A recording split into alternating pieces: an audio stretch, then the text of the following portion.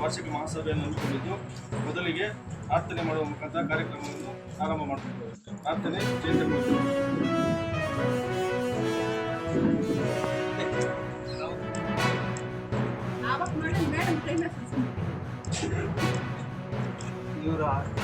ಸೊಸೈಟಿಗಳಲ್ಲಿ ಎಲ್ಲಾ ಕೋಆಪರೇಟಿವ್ ಸೊಸೈಟಿಗಳಲ್ಲಿ 1000 ರೂಪಾಯಿ ಷೇರು ನಿಗದಿ ಮಾಡಿದ್ದಾರೆ.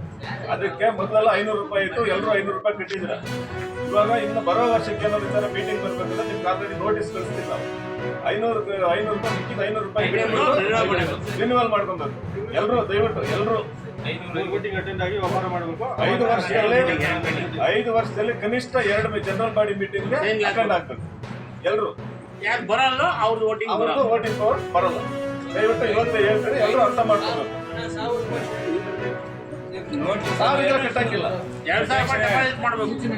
ನೋಟಿಸ್ ಅಲ್ಲೇ ಪ್ರಿಂಟ್ ಮಾಡಿದೆ. ನೋಟಿಸ್ ಎಲ್ಲ ಕೊಟ್ಟಿದೆ. ಎಲ್ಲರೂ ದಯವಿಟ್ಟು ನೋಟಿಸ್ ಅಲ್ಲಿ ಆಗಿರೋದನ್ನ ಎಲ್ಲರೂ ಇಲ್ಲ ಬರಲೇ ಬರಲ್ಲ.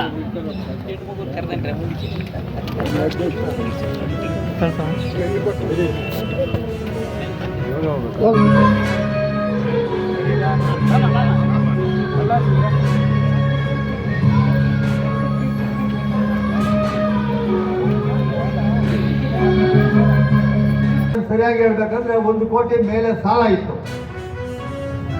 ಈ 5 ವರ್ಷದ ಅವಧಿಯಲ್ಲಿ ನಾವು ಫಸ್ಟ್ ಬಂದಾಗ 1 ಕೋಟಿ ಸಾಲ ಇತ್ತು. 15-16 ಲಕ್ಷ ಕೆಲಸ ಬಾಕಿ ಇತ್ತು. ನಮಗೆ ನೀವು ಜವಾಬ್ದಾರಿ ಕೊಟ್ಟ ಮೇಲೆ ಅದನ್ನು ಪೂರೈಸಿ ಆ ಕೆಲಸ ಮುಗಿಸಿದ್ವಿ. ಜೊತೆಗೆ ಆಗ ಒಂದು 25 ಲಕ್ಷ ಸಾಲ ಅದು ಡಿಪಾಸಿಟ್ ಬಂದಿತ್ತು. ಅದನ್ನ ಒಂದು ಸಾಲ ತೀರಿಸಿದ್ವಿ. ಹುಣಸಳ್ಳಿ VSS ಒಂದು 10 ಲಕ್ಷ ಅದರಲ್ಲಿ ಸಾಲ ತೀರಿಸಿದ್ವಿ. ಸಾಲ ತೀರಿಸಿ ಅಲ್ಲಿಂದ ಪ್ರಾರಂಭ ಮಾಡಿ ಈಗ ನಮ್ಮ ಕೃಷ್ಣಣ್ಣವ್ರು ಏನ್ ಹೇಳ್ತಾರೆ, ಇಲ್ಲಿ ಯೋಜನೆ ಇದನ್ನ ಕಟ್ಟೋದಿಕ್ಕೆ ಅಧಿಕಾರನೇ ಇರಲಿಲ್ಲ ನಮ್ಮ ಸಂಘಕ್ಕೆ.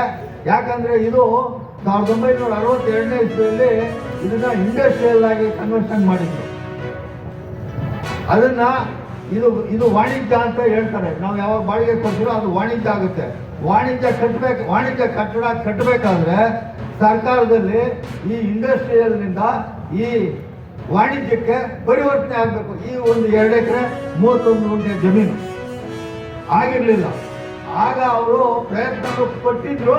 ಅಂದ್ರೆ KGF ನಗರಾಭಿವೃದ್ಧಿ ಇಲಾಖೆಯಲ್ಲಿ ಮಾತ್ರ ಅರ್ಜಿ ಹೋಗಿತ್ತು ನಾವು ಇಸ್ಕೊಂಡಾಗ. ಅದನ್ನ ಅಲ್ಲಿಂದ